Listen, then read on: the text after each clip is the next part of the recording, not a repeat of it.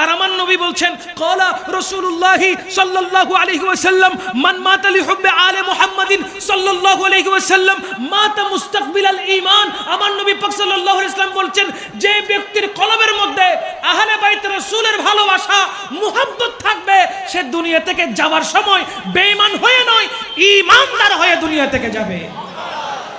ইন্নাল্লাহ ওয়া মালাইকাতুহু ইউসাল্লুনা আলান নবী ইয়া আইয়ুহাল্লাযীনা আমানু সাল্লু আলাইহি ওয়া সাল্লিমু তসলিমা সাল্লাল্লাহু আলা সাইয়্যিদিনা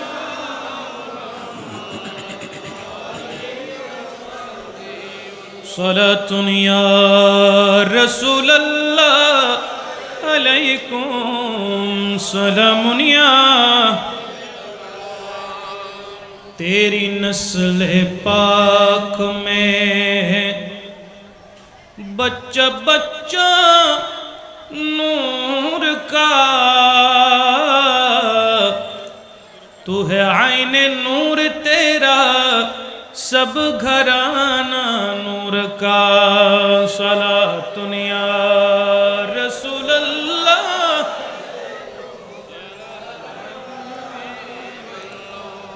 गौसे आज़म आपसे फरियाद है जिंदा प्रिय पाक मिल्लत कीजिए सलातुन या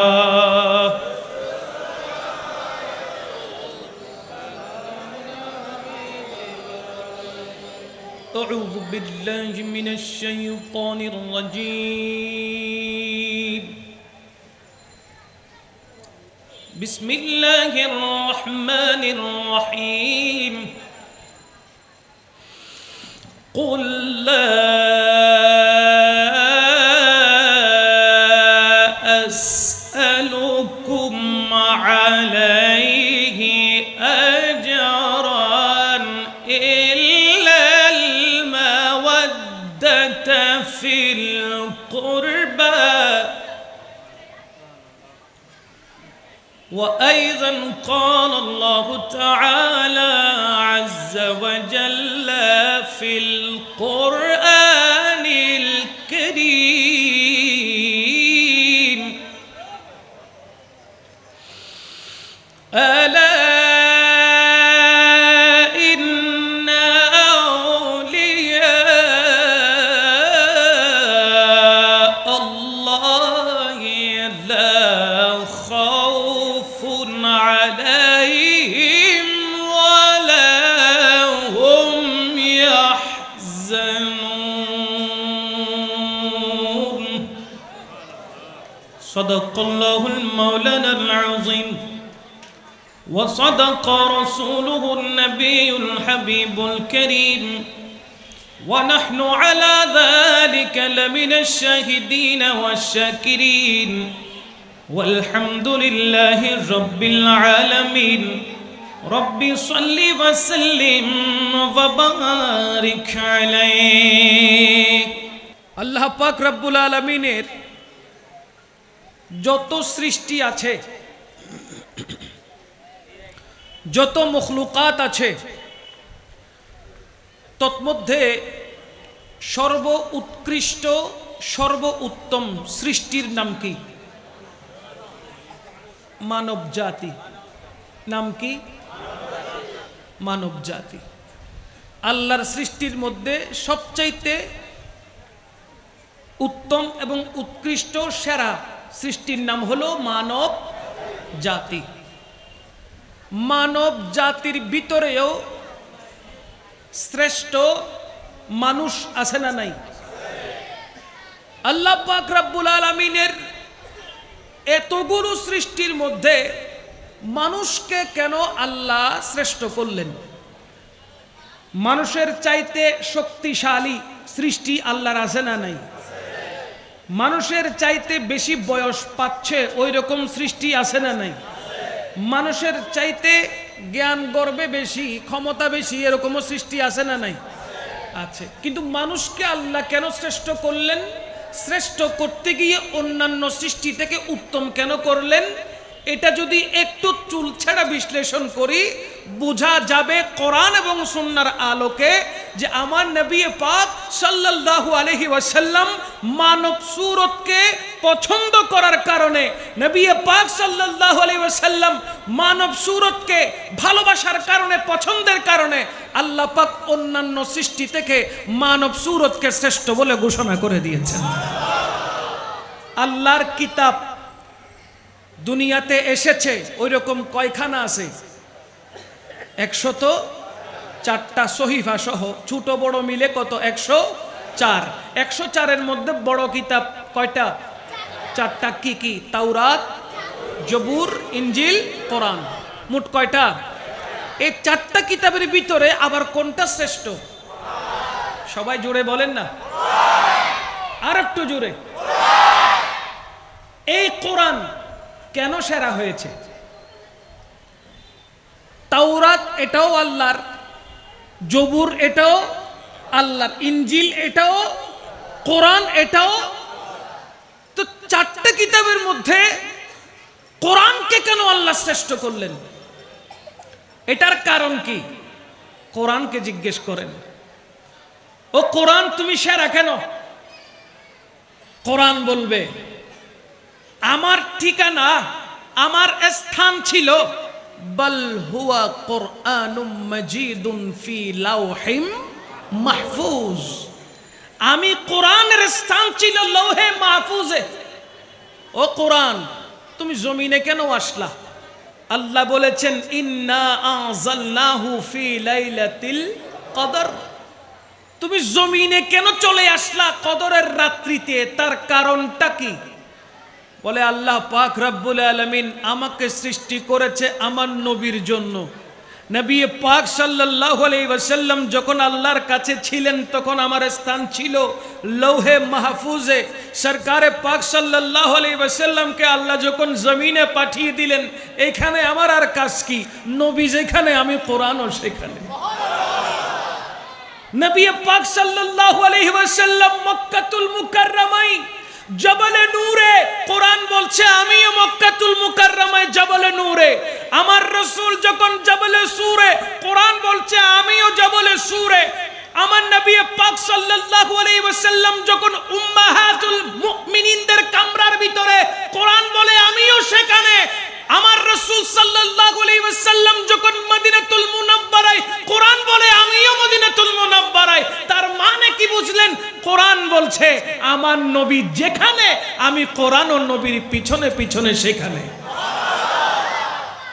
একটু চিন্তা করে দেখেন, মুসা কলিমুল্লাহর সাথে আল্লাহ যখন কালাম করতে চাইতো, মুসা কলিমুল্লাহকে আল্লাহ বলতেন ওগো মুসা তুমি তুর পাহাড়ে আসো, তোমার সাথে কথা আছে। কোথায় আসো? বলেন না কোথায়? তার মানে মুসা কলিমুল্লাহর জন্য আল্লাহ নির্দিষ্ট জায়গা, নির্দিষ্ট স্থান নির্ধারণ করে রেখেছেন। এই জায়গার মধ্যে আমার সাথে আপনার কালাম হবে, কথাবার্তা হবে। কিন্তু আমার নবীর সাথে, আহা, আমার নবীকে কত মহব্বত আল্লাহ করেন। বলে আমার নবী পাক সাল্লাল্লাহু আলাইহি ওয়াসাল্লাম যেখানে থাকবেন, যেই জায়গায় বসবেন, যেই জায়গায় বিশ্রাম করবেন, যেই জায়গায় আমার নবী থাকুক না কেন, ও কোরআন তোমাকে সেই জায়গায় ছুটে যেতে হবে। নির্দিষ্ট কোনো স্থান নাই, নবী যেখানেই থাকবে তুমি কোরআনকে সেখানেই ছুটে যেতে হবে। চিৎকার দিয়ে বলেন না সুবহানাল্লাহ।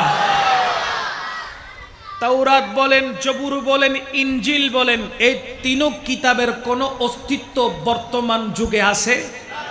বলেন না আছে? কিন্তু আল কোরআনুল কারীম, আল্লাহর ওই পবিত্র কোরআন এখনো পর্যন্ত অক্ষত আছে না নাই? কিয়ামত পর্যন্ত থাকবে কি থাকবে না? কেউ চাইলে এই কোরআনকে ধ্বংস করতে পারবে? কেউ চাইলে এই কোরআনের একটি আয়াত, একটি লফজ, একটি হরফ, একটি নুকতা পরিবর্তন করতে পারবে? পারবে না। কেন পারবে না? বলে কোরআনটা আমি আল্লাহ এবং রাসূলের মুহাব্বতে সৃষ্টি হয়েছে। এই কোরআনটাকে আমি আল্লাহ নিজেই হেফাজত করি। এই কোরআনের হেফাজতকারী রক্ষণাবেক্ষণকারী কে? জোরে বলেন কে? আরো জোরে কে? এই জন্য এই কোরআনের কোনো ধ্বংস নাই। এই কোরআনের একটা শব্দ কেউ বিকৃত করতে পারবে না।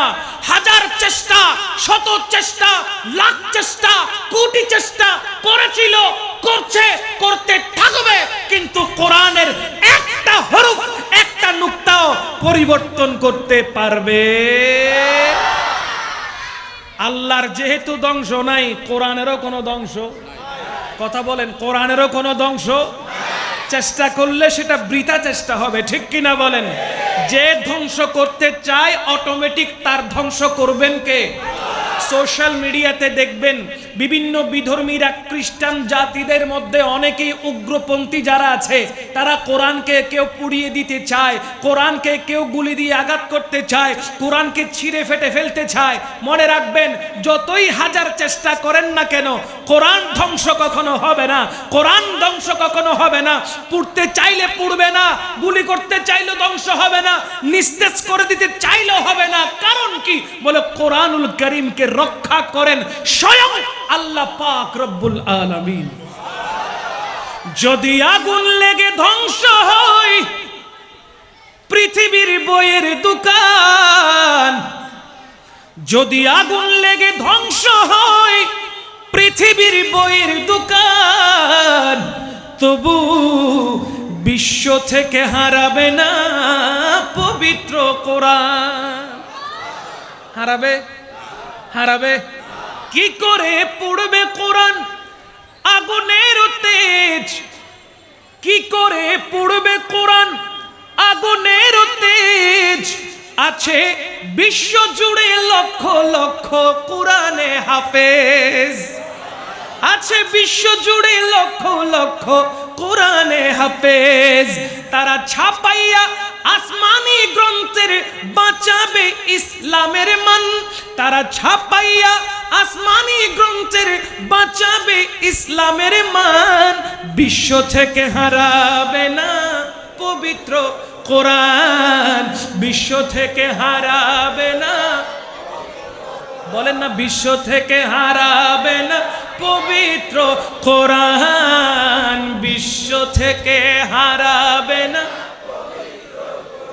পাকিস্তানের সামরিক শাসক জিয়া মরল বিমান দুর্ঘটনায় ভাই, তার বিমান পুড়ে ছাই হয়েছে, কোরআন পুড়ে নাই। সুবহানাল্লাহ পড়বেন না? পাকিস্তানের জিয়া মরল বিমান দুর্ঘটনায় ভাই, তার বিমান পুড়ে ছাই হয়েছে, কোরআন পুড়ে নাই। যেমন ছিল তেমন আছে, যেমন ছিল তেমন আছে, একটি পাতাও হয়নি ম্লান। বিশ্ব থেকে হারাবে না, মারহাবা, বিশ্ব থেকে হারাবে না পবিত্র কোরআন।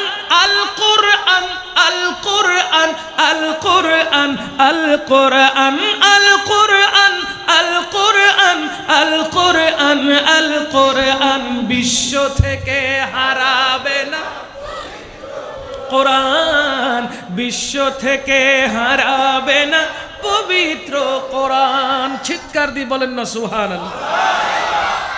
কোরআন দামি হয়েছে আমার নবীর সাথে লাগার কারণে। পাহাড় দামি হয়েছে আমার নবীর সাথে লাগার কারণে। পাথর দামি হয়েছে আমার নবীর সাথে লাগার কারণে। গাছ দামি হয়েছে আমার নবীর সাথে লাগার কারণে। সূর্য দামি হয়েছে আমার নবীর সাথে লাগার কারণে। চন্দ্র দামি হয়েছে আমার নবীর সাথে লাগার কারণে। ঠিক কিনা বলেন না? কেমন সৌদি আরবের মধ্যে যারা হজ বা উমরা করতে গিয়েছে তারা দেখেছে কত হাজার হাজার পাথরের পাহাড় আছে না নাই, কিন্তু ওই পাহাড়গুলোর কোনো নাম কেউ জানে না।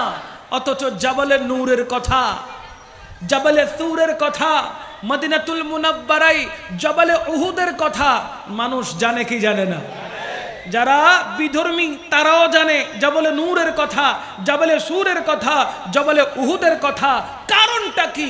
যদি একটু ইসলামের ইতিহাস দেখা যায়, হাদিসে মুবারকা যদি পড়া যায়, তাহলে স্পষ্ট বুঝে নেবেন এই পাহাড়গুলোর সাথে রহমতুল লিল আলামিনের সরাসরি সম্পর্ক ছিল। নবীর সাথে সম্পর্ক থাকার কারণে পাহাড় দামি হয়ে গেলে, নবীর সাথে সম্পর্ক থাকার কারণে পাথর দামি হয়ে গেলে, আসমানের চাঁদ সূর্য দামি হয়ে গেলে, আসমানের তারা দামি হয়ে গেলে, একটু চিন্তা করেন সেই রহমতুল লিল আলামিনের সাথে যদি আমরা লেগে থাকি, সেই নবীর বংশধরের সাথে যদি আমরা লেগে থাকি, আমরা কি দামি হব না? বলেন না দাবি হব না? প্রমাণ কি? সেই যুগে আবু জেহেল আবু লাহাব ছিল, তাদেরকে মানুষ মুহাব্বতের সাথে স্মরণ করে না, কিন্তু চিন্তা করে দেখেন হযরত সৈয়দুনা আবু বকর রাদিয়াল্লাহু তাআলা আনহুকে মানুষ মুহাব্বতের সাথে স্মরণ করে, হযরত উমর ইবনুল খাত্তাব, হযরত উসমান ইবনুল নুরাইন, হযরত মাওলা আলী, হযরত আনাস বিন মালিক রাদিয়াল্লাহু তাআলা, হযরত আবু হুরায়রা রাদিয়াল্লাহু তাআলা, হযরত বিলাল হাবশী, হযরত সলমান ফারসি, এইভাবে 1,24,000 সাহাবীকে মানুষ মুহাব্বতের সাথে স্মরণ করে, ঠিক কি না? আমার নবীর কাছে হযরতে আবু বকর গিয়েছেন, সিদ্দিকে আকবর হয়েছেন। আমার নবীর কাছে হযরত উমর গিয়েছেন, ফারুক আজম হয়েছেন। আমার নবীর কাছে হযরত উসমান গিয়েছেন, উসমান যুন্নুরাইন হয়েছেন। আমার নবীর কাছে হযরত আলী গিয়েছেন, মাওলা আলী হয়ে ফেরত এসেছেন। চিৎকার দিয়ে বলেন না সুবহানাল্লাহ। আমরাও যদি সেই নবী পাক সাল্লাল্লাহু আলাইহি ওয়াসাল্লামের সাথে লাগার মতো লেগে থাকতে পারি, কেমন লাগার মতো? কোরআন যেটা বলেছে, হাদিসে মুবারকা যা বলেছে, তা যদি আমরা মানার মতন মানতে পারি, জানার মতন জানতে পারি, বোঝার মতন যদি বুঝতে পারি, তাহলে আল্লাহ পাকের দয়া আসতে দেরি হবে না, রহমতুল লিল আলামিনের রহমত আসতে দেরি হবে না। আমাদের সম্পর্ক এত গভীর হবে, আমাদের সম্পর্ক এত গাঢ় হবে, কবরে যাওয়ার সাথে সাথে রাসূল আরবি আপনাকে আমাকে উম্মত বলে স্বীকার করে নিবে। আমরা তো বলছি দয়াল নবী আমাদের নবী, আমরা বলছি রহমতুল লিল আলামিন আমাদের নবী। আরে ভাই, একটাবার চিন্তা করেন না, সেই নবী আপনাকে উম্মত বলে স্বীকার করছে কিনা? আল্লাহর কাছে কোনটা গ্রহণযোগ্য? আপনি উম্মত উম্মত বলছেন, আপনি আল্লাহর বান্দা বলছেন। আল্লাহর বান্দা হওয়ার জন্য, নবীর উম্মত হওয়ার জন্য শর্ত আছে না নাই? বলেন আছে না নাই? আপনি আল্লাহর বান্দা হয়েছেন, মানব জাতির মধ্যে সবচাইতে শ্রেষ্ঠ ধর্ম ইসলাম ধর্ম গ্রহণ করে মুসলমান হয়েছেন, আল্লাহর বান্দা হয়েছেন, দয়াল নবীর উম্মত হওয়ার সুযোগ আপনি পেয়েছেন, কিন্তু নামাজ আপনি পড়েন না। সালাতের কথা যখন আসে গড়িমসি করেন, নামাজ পড়তে চান না। মুয়াজ্জিন আজান দিচ্ছে, ওই আজানের ধ্বনি এক কান দিয়ে দেন, আর এক কান দিয়ে বের করে দেন, নিজের কাজে ব্যস্ত আছেন, নামাজ পড়ছেন না। তো কিভাবে নবীর উম্মত হলেন? নামাজের বেলায় লবডঙ্কা, কিভাবে আপনি আল্লাহর বান্দা হলেন? হিন্দুরা নামাজ পড়ে, আওয়াজ নাই। হিন্দুরা নামাজ পড়ে, হিন্দুরা রোজা রাখে, হিন্দুরা যাকাত দেয়, হিন্দুরা হজ করে। বিধর্মী কেউ নামাজ পড়ে না, কেউ হজ করে না, কেউ যাকাত দেয় না, কেউ দেয় না, কেউ করে না। তাহলে এটা কাজ কার? এই কাজ কার? এই কাজ কার? মুসলমানের। আর আমরা মুসলমান হয়ে নামাজ পড়ি না। আমাদের মধ্যে আর তাদের মধ্যে পার্থক্য কি? বর্তমানে তো আরো কঠিন হয়ে গেছে। মুসলমানরা দাঁড়িয়ে রাখে, হিন্দু অনেক যুবক ভাইয়েরা দাঁড়িয়ে রাখে কি রাখে না? বলেন না, বলেন না? তাদের গালে আরো বড় দাড়ি, ঠিক না বে ঠিক? আপনাদেরকে স্মরণ করিয়ে দিতে চাই, গালে দাড়ি থাকা, সাদা পোশাক পরার নাম মুসলমান নয়। যদি তাদের নাম মুসলমান হতো, তারা যদি মুসলিম হতো, তাহলে রবীন্দ্রনাথ ঠাকুরের চাইতে বড় মুসলমান একজনও নাই। কথা বলেন ঠিক কিনা? রবীন্দ্রনাথ ঠাকুরের মতো বড় পণ্ডিত, বড় মৌলানা একজনও। কারণ কি? তার দাড়িও লম্বা, চুলও লম্বা, পরে সারাক্ষণ সাদা কাপড়, ঠিক কিনা? তাদের মধ্যে আমাদের মধ্যে পার্থক্য কি? বলে তাদের মধ্যে আমাদের মধ্যে পার্থক্য হলো আমরা দাড়ি রাখি, নবীকে খেয়াল করে। আমরা দাড়ি রাখি কাকে খেয়াল করে? নবীজিকে খেয়াল করে। আমরা মেসওয়াক করি কাকে খেয়াল করে? নবীজিকে মোহাব্বত করে আমরা সাদা পোশাক পরিধান করি। পোশাকের মধ্যে, রঙের মধ্যে সবচাইতে উত্তম আফজল পোশাক হলো সাদা, ঠিক কি না? এজন্য আমরা পড়ি। আমরা আল্লাহর ঘরে মসজিদে যাই শুধু আল্লাহকে সন্তুষ্ট করার জন্য, দুনিয়ার আর কাউকে সন্তুষ্ট করার জন্য নয়, ঠিক কি না? তাহলে আমাদের নামাজ না পড়লেও চলবে, শুধু মুসলমান হলে চলবে। কি কন? আমি এখন আমাদের পক্ষে বলছি, শয়তানের পক্ষে কথা বলছি। নামাজ না পড়লে অসুবিধা নাই? নাই? পড়ার দরকার আছে না নাই? কে কে পড়বেন একটু হাত তুলেন। আল্লাহু আকবার, ইয়া রাসূলুল্লাহ সাল্লাল্লাহু ইয়া রাসূলুল্লাহ, জিন্দাবাদ জিন্দাবাদ। তাহলে বোঝা গেল নামাজ আগে পড়বেন, পড়েন নাই, এখন হাত তুলছেন মানে পড়বেন। হ্যাঁ, ইনশাআল্লাহ নামাজ কন্টিনিউ করব। কতক্ষণ? মাশাআল্লাহ, কতক্ষণ বলেন? কতক্ষণ? নামাজ বালেগ হওয়ার পর থেকে ফরজ হয়েছে। অসুস্থ থাকলে নামাজ মাফ হয়ে যাবে? কথা বলতে না পারলে, চোখে না দেখলে, হাঁটতে না পারলে, বিছানায় শোয়া অবস্থায় থাকলে, প্যারালাইজড হয়ে গেছে, উঠতে পারছে না, তারপরে কি নামাজ মাফ হয়ে যাবে? না রে ভাই, নামাজ মাফ হবে না। শুধুমাত্র নারীদের ক্ষেত্রে নামাজ মাফ আছে। কখন? যখন ওনাদের পিরিয়ড শুরু হয় তখন থেকে পিরিয়ড খতম হওয়ার আগ পর্যন্ত নামাজগুলো মাফ হয়ে যায়। এরপর থেকে আবার নামাজ ফরজ হয় কি হয় না? কিন্তু রোজার বেলায় বছরে কয়বার? মাহে রমাদানুল মুবারক বছরে কয় মাস? এক মাস। ওই এক মাস রোজা রাখতে হবে কি হবে না? মহিলাদেরকেও রাখতে হবে। পিরিয়ড হয়ে গেলে, রোজা ভেঙে ফেললে পরবর্তীতে গিয়ে আবার ওই রোজা পূরণ করতে হবে কি হবে না? তার মানে বোঝা গেল মুসলমান শুধু নামকে ওয়াস্তে মাংস খাওয়া, গোশত খাওয়া মুসলমান হলে হবে? নামাজ পড়তে হবে কি হবে না? সপ্তাহে কয় দিন? একদিন। মারহাবা। সপ্তাহে কয় দিন? সপ্তাহে কয় দিন? ডেইলি কয় দিন? 5 দিন। ডেইলি কয়বার? ডেইলি 5 ওয়াক্ত। সপ্তাহে 7 দিন নামাজ পড়তে হবে। শুধুমাত্র একদিন জুমার দিন নামাজ জুমায় পড়ে 2 রাকাত পড়ার সাথে সাথে দৌড় দিয়ে বের হয়ে গেলাম, ওই রকম মুসল্লির দরকার। ওই রকম মুসল্লির দরকার।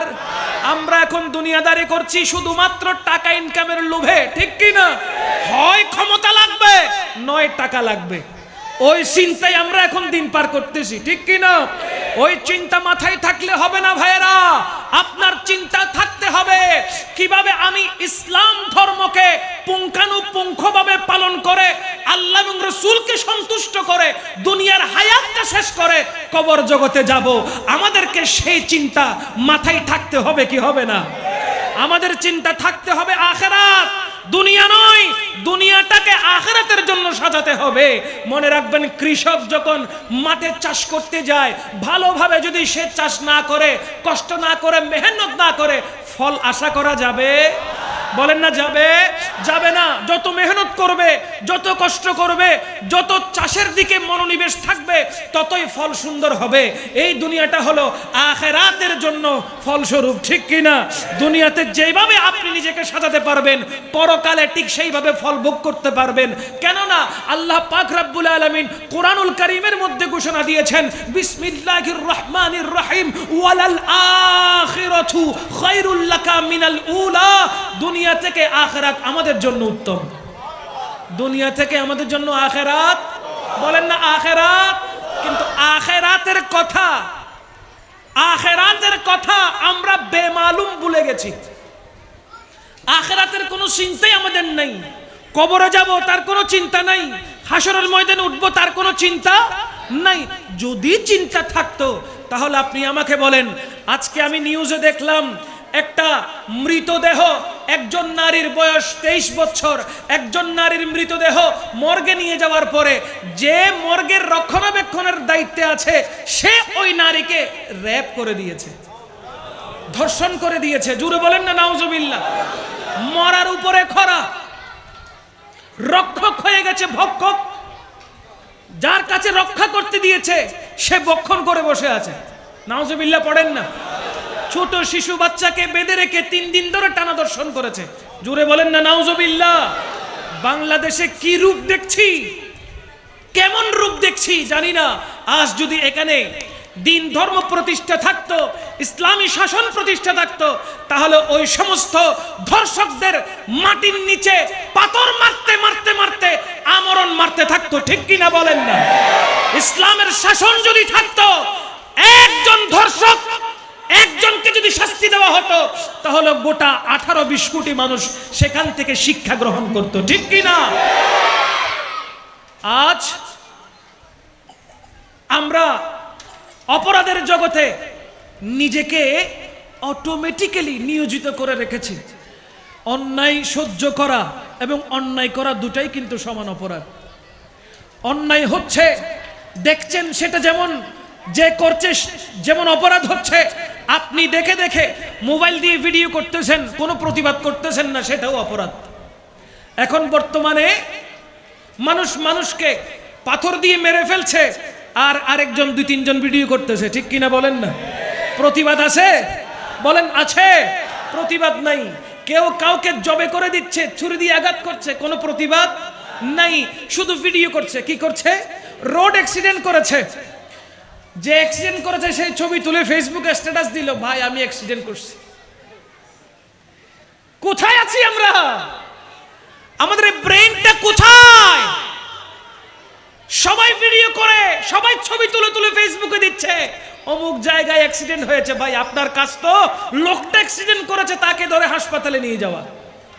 আমাদের ওই মানবতা হারিয়ে যাচ্ছে, আমাদের মনুষ্যত্ব মরে যাচ্ছে, আখিরাতের কথা আমরা বেমালুম ভুলে যাচ্ছি, শুধু দুনিয়া নিয়ে পড়ে আছি। কথা বলেন ঠিক কিনা? 15 মিনিট 24 ঘন্টার মধ্যে চিন্তা করেন, ঘুমানোর আগে সারাদিন কি করছেন, সবগুলো আপনার চোখের সামনে ভেসে উঠবে। নামাজ ঠিক মতো পড়ছেন কিনা, দেখবেন নামাজ বাদ পড়ে গেছে। ভালো কাজ করেছেন কিনা, দেখবেন ভালো কাজ বাদ পড়ে গেছে। কার কার ক্ষতি করছেন, সবগুলো আপনার সামনে চলে আসবে। কথা বলেন ঠিক কিনা? এই জন্য ডেইলি কমপক্ষে 15 মিনিট শুধু নিজেকে সময় দিবেন। পুরা সময়টা 23 ঘন্টা 45 মিনিট কি কি করেছেন সেইগুলো ভাবার জন্য 15 মিনিট সময় কি দিতে পারবেন না নিজেকে? বলেন না পারবেন না? এই যুবক ভাইয়েরা পারবেন না? চিন্তা করেন 15 মিনিট। এই 15 মিনিট আপনার জন্য বড় পরীক্ষা হবে। চিন্তা করার পর পরের দিন আপনি ভালো কাজ করতে হবে। কেন আল্লাহ কোরআনে বলেছেন, ফামাই ইয়ামাল মিসকালা যাররাতিন খায়রান ইয়ারা ওয়া মান ইয়ামাল মিসকালা যাররাতিন শাররান ইয়ারা। আল্লাহর দরবারে প্রত্যেকটা বিষয়ের অনুকণা পরিমাণ ভালো কাজ করলে সেটার হিসাবও দিতে হবে, মন্দ কাজ করলে সেটারও হিসাব দিতে হবে। রাস্তা পালানোর কোনো রাস্তা, বলেন না পালানোর কোনো রাস্তা? কবরে গেছেন, মনকিন নগরীকে 2.5 লাখ কোটি দিয়ে দিলেন, কাজ হবে? বলেন না কাজ হবে? আরে ভাই ওখানে দেওয়ার মতো পকেটে নয়। পকেট আছে? মনকিন নগরীকে যে টাকা দিবেন, ডলার দিবেন, পকেট আছে? কাফনের কাপড়ে পকেটও নাই, টাকাও নিয়ে যেতে পারবেন না, তাহলে দিবেন কি? ও বিকাশ তো আছে, নগদ আছে, বিকাশে টাকা ট্রান্সফার করতে পারবেন, সুযোগ আছে। কবরের ভিতরে নেটওয়ার্ক আছে, মোবাইল একটা দিয়ে দিলেন কবরে, বাবারে আসলে একটু দিয়ে দিস ফোন নাম্বার নিয়ে, সুযোগ আছে। তাহলে করতে হবে কি? দুনিয়াতে থাকা অবস্থায় আখিরাতের সামান তৈয়ার করতে হবে। দুনিয়াতে থাকা অবস্থায় আখিরাতের জন্য সম্পদ তৈরি করতে হবে, আখিরাতের জন্য সওয়াবের পাহাড় তৈরি করতে হবে, আখিরাতের জন্য আপনাকে দুনিয়া থেকে প্রস্তুতি নিতে হবে। তারপরেই আপনি কবরে গিয়ে শান্তি পাবেন, হাসরের ময়দানে শান্তি পাবেন, নয়তো কোনো নিস্তার। বড় বড় মুসিবত দুনিয়ায় আসলে, বড় বড় মুসিবত দুনিয়ায় আসলে হয়রান হয়ে যান, কি করব, চোখের পানি ছাড়তে ছাড়তে ক্লান্ত হয়ে যান। মনে রাখবেন, দুনিয়ার মুসিবতের চাইতে কবরের মুসিবত আরো ভয়ঙ্কর বেশি, হাসরের মুসিবত আরো ভয়ঙ্কর বেশি। দুনিয়ার মুসিবতটা আপনার মুসিবত মনে হবে না যদি কবরের মুসিবত সম্পর্কে আপনার জ্ঞান থাকে। কবরের মুসিবতটা মুসিবত মনে হবে না যদি হাসরের মুসিবতটা আপনার জ্ঞানে থাকে। তাই বলতে চাই আমার বাবাদেরকে, আপনি দুনিয়াতে থাকা অবস্থায় কবর এবং আখিরাতের সামান আমাদের তৈরি করতে হবে কি হবে না? বলেন না হবে কি হবে না? মুসিবত না পাই যদি, মুসিবত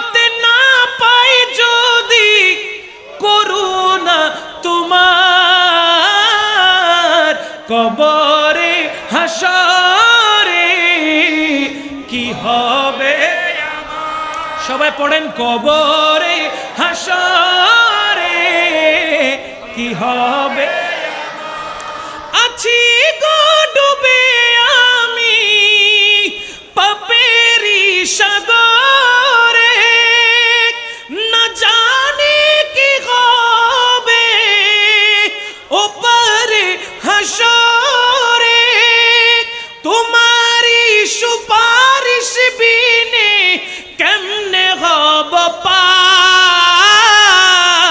কবরে আমার কবরে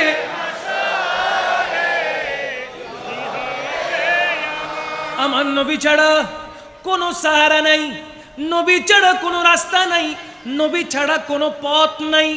আমার নবী পাক সাল্লাল্লাহু তাআলা আলাইহি ওয়াসাল্লাম 63 বছর হায়াতে জিন্দেগির মধ্যে কোন রাস্তা আপনাকে আমাকে জাহান্নামের দিকে নিয়ে যাবে সেই রাস্তা সম্পর্কে জানিয়েছেন, আবার কোন রাস্তা জান্নাতের পথে নিয়ে যাবে, জান্নাতের দিকে নিয়ে যাবে সেই রাস্তাটাও আমার নবী দেখিয়েছেন। ঠিক কি না? আমাদেরকে কোন রাস্তা ধরে চলতে হবে? জান্নাতের।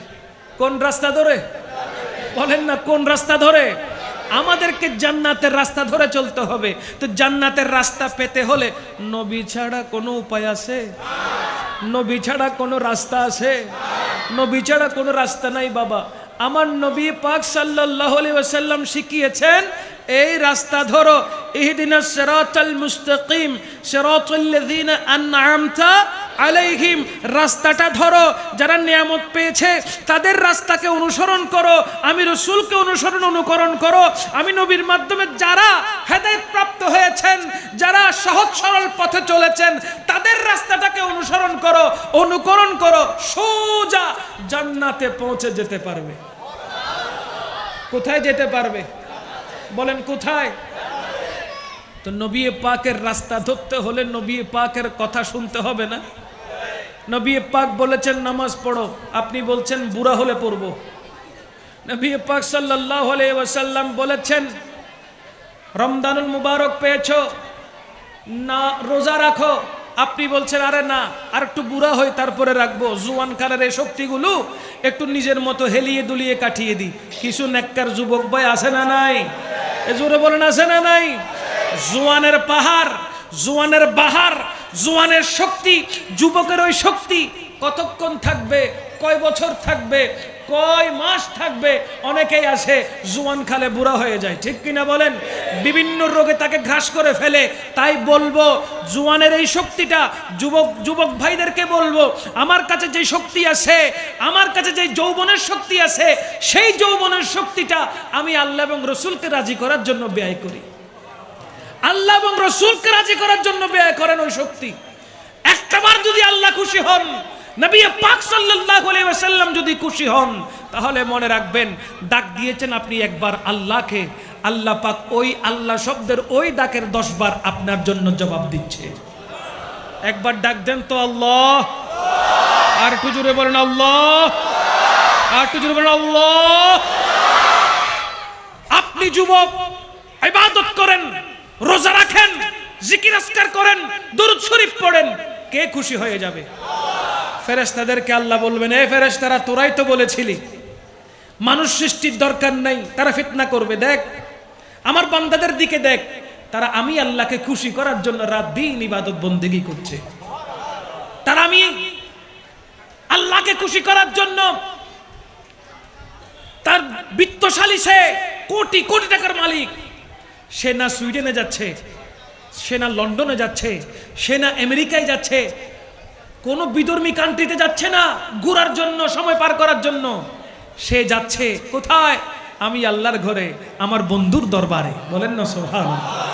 যাদের টাকা থাকবে, পয়সা থাকবে, আপনাদের উচিত হবে বারবার উমরা পালন করা, আল্লাহর রসুলের দরবারে যাওয়া। কেন? সেখান থেকেই তো ঈমান পেয়েছেন। মদিনাওয়ালা না থাকলে ঈমান পেতেন? মদিনাওয়ালার কারণে কি পেয়েছেন? জোরে জোরে কি পেয়েছেন? মদিনাওয়ালার কারণে ঈমান পেয়েছেন। মদিনাওয়ালার কারণে নামাজ পেয়েছেন, মদিনাওয়ালার কারণে রোজা পেয়েছেন, মদিনাওয়ালার কারণে যাকাত পেয়েছেন, মদিনাওয়ালার কারণে হজ পেয়েছেন, মদিনাওয়ালার কারণে মেরাজ পেয়েছেন, মদিনাওয়ালার কারণে শবে বরাত পেয়েছেন, মদিনাওয়ালার কারণে শবে কদর পেয়েছেন, মদিনাওয়ালার কারণে ঈদুল ফিতর, ঈদুল আজহা পেয়েছেন। হাজার হাজার লক্ষ লক্ষ কোটি কোটি নিয়ামত মদিনাওয়ালার কারণে আল্লাহ আমাদেরকে দান করেছেন। আল্লাহ ইয়া রাসূল ইয়া গাউসুল আযম ইস্তাজিব। জিন্দাবাদ জিন্দাবাদ জিন্দাবাদ। মদিনাওয়ালার দেশত, মদিনাওয়ালার দেশত আশিক জাহান হই যে গান মদিনাত রাখি আস্তু সাই, হইল যে গান মদিনাত রাখি আস্তু সাই। কষ্ট হচ্ছে বাবা, এটা সিটেঙ্গে ন বুঝো দেখো খনাত তুলন তো সিটেঙ্গে বুঝন না, একজন ন বুঝে দে, হ্যাঁ ভাই ন বুঝে, বুঝতেছেন? কম কম বুঝেন, বেশি বেশি না। আচ্ছা দেখি পুরোপুরি কারা বুঝেন একটু হাত তুলেন। মাশাআল্লাহ মাশাআল্লাহ।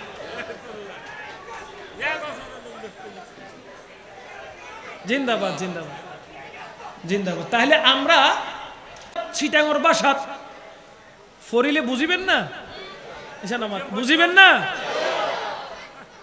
এর ভিতরে হইলে মজা এই না তিমের ভিতরে। আহা ইন শুধুমাত্র যারা জাল খাই তারা বুঝিবে দে, কারণ সিটিংকে মানুষ জাল বেশ পছন্দ করে, ঠিক না?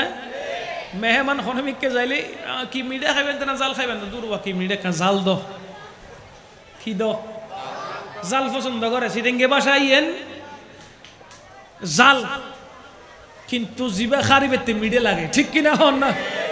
সিটিংকে বাসা কি জাল, কিন্তু হনর মারো মারে এসে নামাতে হনের মারো মারে মিডিয়া লাগে। এতাল্লাই একটা মহাব্বত লই এই নাতিবে ফরিদ তারিবেন না? ইবে ভিতরে মহব্বত আছে না নাই? ভালোবাসা আছে না নাই? সেখানে ব্যাগগুলো মিলিয়ে খন চাই। মদিনাওয়ালার দেশত মাশাআল্লাহ, মদিনাওয়ালার দেশত হল যে গান মদিনাত রাখি মাশাআল্লাহ, হল যে গান মদিনাত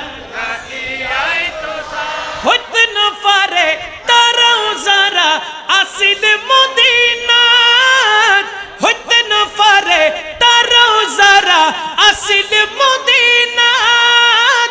মদিনা সাই আইলো নাকি সাই আইলো জান্নাত, মদিনা সাই আইলো নাকি সাই আইলো জান্নাত। খুদার দুনিয়া তার সাইবার কিছু নাই, খুদার দুনিয়া তার সাইবার কিছু নাই। হইল যে গান মদিনাত, জোরে জোরে হইল যে গান মদিনাত। দুই হাত তুলি ইয়া রাসূলুল্লাহ ইয়া হাবিবাল্লাহ, জোরে জোরে ইয়া রাসূলুল্লাহ ইয়া হাবিবাল্লাহ, জোরে হইল যে গান মাশাআল্লাহ সাই হইল যে গান জোরে হন না সুবহানাল্লাহ। কৃষ্ণ গুনাগারল হাসরের মাড়ত, লামা কৃষ্ণ গুনাগারল হাসরের মাড়ত। রহমতুর সাদর যখন মুস্তাফার আতত, রহমতুর চাদর যখন নবীর আতত। হড়ে যাইব উম্মতওয়ালা উম্মত পেলাই, হড়ে যাইব উম্মতওয়ালা উম্মত পেলাই। হইল যে গান মদিনাত রাখি আই মাশাআল্লাহ, হইল যে গান মদিনাত রাখি আই মদিনাওয়ালার দেশত মাশাআল্লাহ মদিনাওয়ালার দেশত আশিকে যখন যায় হইল যে গান মোহব্বতে আশতু সাই হইল যে গান মদিনাত জোরে জোরে ইয়া রাসূলুল্লাহ হাত তুলে হায় হায় হায় ইয়া রাসূলুল্লাহ ইয়া হাবিবাল্লাহ জোরে জোরে ইয়া রাসূলুল্লাহ ইয়া হাবিবাল্লাহ হা হা হা হইল যে গান মদিনা তোরাকে মাশাআল্লাহ হইল যে গান মদিনা তোরাকে মায়া বেগিন ডালি দি বানাই আল্লাহ ঠিক না মাতন না ঠিক না ঠিক না আর নবীতুন বেশি সুন্দর ওয়ালা আর কেউ আছে না আর নবীতুন মায়াওয়ালা আর কেউ আছে না আর নবীর চেহারা মুবারকত ডললে আরেকখান চেহারা আছে না আর নবীর হাসি মুবারকত ডললে আরেকজনের হাসি আছে না আর নবীর সুরত সিরত ডললে আর কেউ সুরত সিরত আছে না কেন করি বানাই আল্লাহ মায়া বেগিন ডালি দি বানাই আল্লাহ এত মায়া আর নবীরে লাগে এতাল্লাই এত মায়া আর নবীরে লাগে এতাল্লাই সুখ লাগিবু নুরুন নবীর সুরত সাইবাল্লাই সুখ লাগিবু নুরুন নবীর সুরত সাইবাল্লাই হইল যে গান মদিনা তোরাকে আইতো আরো জোরে হইল যে গান মদিনা তোরাকে আইতো জোরে হন না সুবহানাল্লাহ আমার নবীর সুরত সুন্দর না সুন্দর বলেন না আবু জেহেল আমার নবীকে বদসুরত বলেছেন আমার নবীর দরবারে এসে আবু জেহেল আমার নবীকে দেখে দেখে বলেছেন হে মুহাম্মদ সাল্লাল্লাহু আলাইহি ওয়াসাল্লাম তুমি কুসরি তুমি বিশ্রী আমার নবী বলেছেন আবু জেহেল তুমি হক বলেছো সত্য বলেছো আমার নবী কি বলেছেন আবু জেহেল তুমি হক বলেছো তুমি সত্য বলেছো এবার সিদ্দিক আকবর ভিতরে ভিতরে জ্বলছে সাহাবায়ে কেরাম জ্বলছে প্রত্যেকেই বলছেন ইয়া রাসূলুল্লাহ আবু জেহেল যেই কথা বলেছে সেটা মিথ্যা মানি না আপনি রাসূলের মতো সুন্দর আর কাউকে দেখি না হযরতে হাসান বিন সাবিত রাদিয়াল্লাহু তাআলা তিনি বলতে লাগলেন ওয়া আহসানু মিনকা লাম তারা কাত্তু আইনি ওয়া আজমালু মিনকা লাম তালিদিন নিসাউ খুলিকতা মুবাররাম মিন কুল্লি আইবিন কাআন্নাকা ক্বাদ খুলিকতা কামা তাশাউ ইয়া রাসূলুল্লাহ আপনার মতো সুন্দর আর কেউ নাই কোন মা আপনার মতো সুন্দর দ্বিতীয় কাউকে জন্ম দেয় নাই আল্লাহ পাক রব্বুল আলামিন আপনাকে দোষ ত্রুটি মুক্ত করে দুনিয়ায় পাঠিয়েছেন সৃষ্টি করেছেন চিৎকার দিয়ে বলেন না সুবহান আমার নবী বলে ওগো সাহাবারে তোমরাও হক বলেছো তোমরাও হক বলেছো আবু জেহেল বলল কুসরি বিশ্রী তখন আমার নবী বলল হক বলেছো সাহাবায়ে কেরাম বললেন আপনার মতো সুন্দর আর কেউ নাই তখনও বলেছে হক বলেছো ওগো রাসূল এই প্রশ্ন রয়ে যায় দুইটাই যখন হক হবে কোনটা সঠিক ইয়া রাসূলুল্লাহ দুইটা তো দুই রকম কথা কোনটা সঠিক জানতে চাই আমার নবী বলে আমি রাসূল হলাম হক দেখার আয়না সত্য দেখার আয়না আবু জেহেল আমি রাসূলের সুরতের সামনে এসে নিজেই নিজের সুরত দেখেছে আর সাহাবায়ে কেরাম তোমরা আমি রাসূলের সামনে এসে নিজেই নিজের সুরত দেখেছো চিৎকার দিয়ে বলেন সুবহান আল্লাহু ইয়া রাসূল ইয়া রাসূল জিন্দাবাদ জিন্দাবাদ আমার নবী হচ্ছে সত্য দেখার বলেন না সত্য দেখার আয়নার সামনে আপনি দাঁড়ালে কাকে দেখবেন আমাকেই দেখব তো আমার নবী বলছেন আমি হলাম আয়না আবু জেহেল যখন আমার সামনে দাঁড়াইছে আমার মাধ্যমে নিজের সুরত দেখেছে সাহাবায়ে কেরাম তোমরা যখন আমার সামনে দাঁড়িয়েছো, আমার সামনে যখন দাঁড়িয়ে গেছো, আমি আয়নার সামনে নিজেরা নিজেদের সুরত দেখেছো। সুবহানাল্লাহ পড়েন না। মূলত আমার নবীর চাইতে সুন্দর আর কেউ আছে?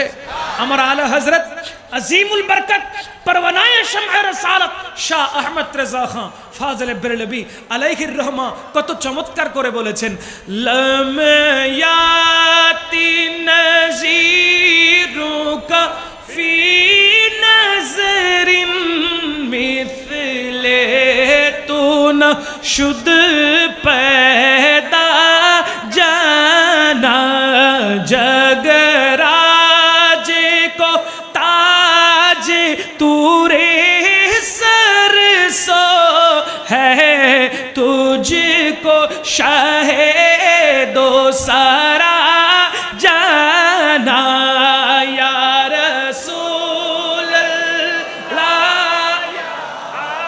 माशाअल्लाह ला या रसूल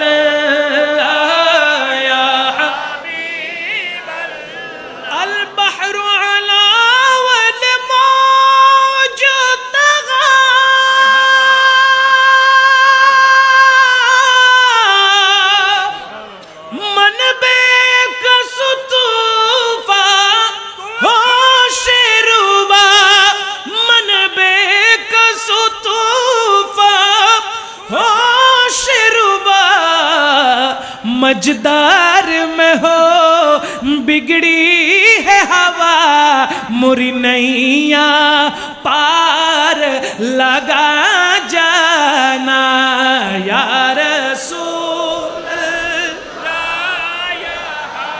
माशाअल्लाह ला या रसूल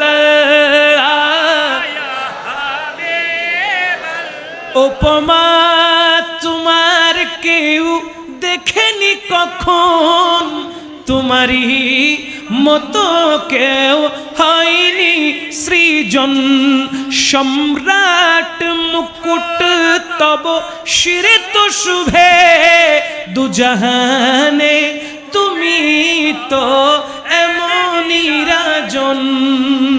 মুহাব্বতের আওয়াজে বলেন সুবহানাল্লাহ। তাহলে বোঝা গেল কি, আমার নবীর মতন দ্বিতীয় আর কেউ, আমার নবীর মতন দ্বিতীয় কাউকে আল্লাহ তৈয়ার করে নাই। যেভাবে আমার নবীজি চেয়েছেন আল্লাহ পাক সেভাবে আমার নবীকে সৃষ্টি করেছেন। বলেন না সুবহানাল্লাহ।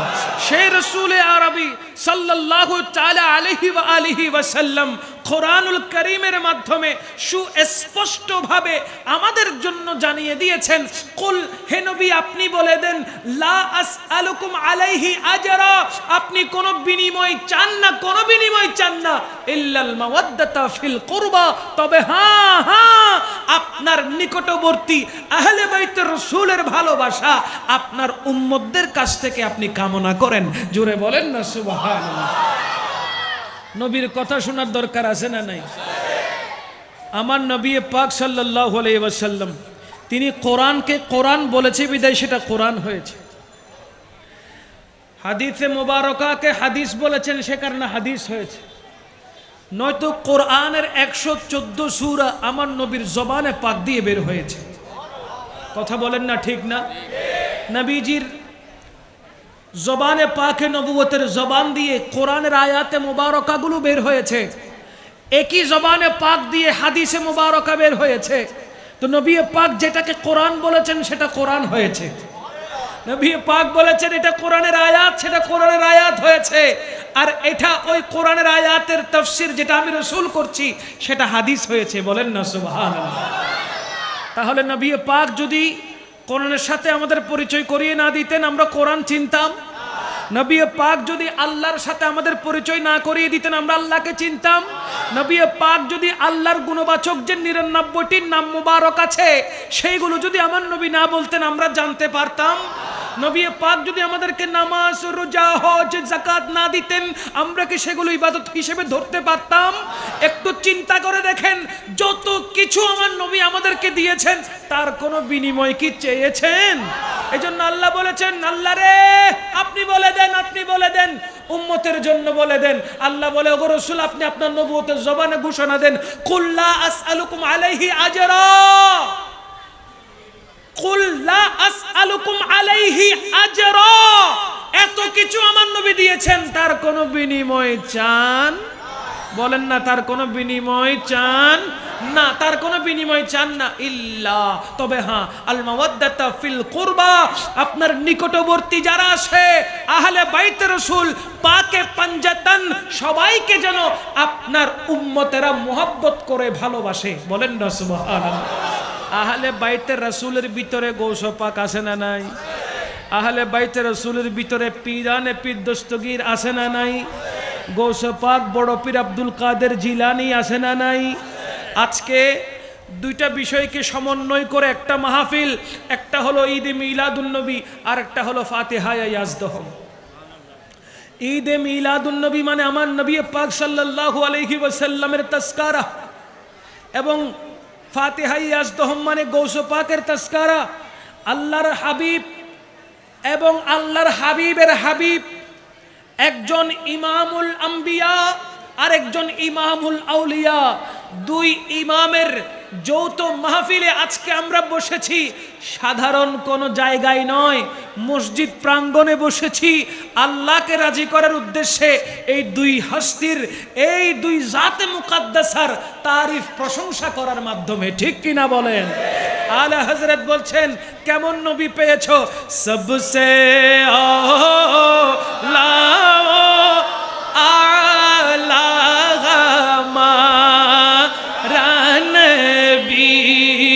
सबसे बाला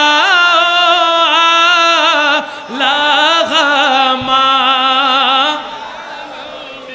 अपने मौला का प्यारा हमारा नबी, दोनों आलम का दूल्हा हमारा नबी, सबसे औला हमारा नबी, सबसे बाला हमारा। আমার নবী আল্লাহর পেয়ারা, তাতে কোনো সন্দেহ আছে? নবী যা চেয়েছেন আল্লাহ তা দিয়েছেন। কারণ কি? আল্লাহ আমার নবীকে মুহাব্বত করেন, ভালোবাসেন। আল্লাহ আমার নবীকে সৃষ্টি করার সাথে সাথে হাবিবুল্লাহ বলেছেন, আল্লাহর বন্ধু বলেছেন।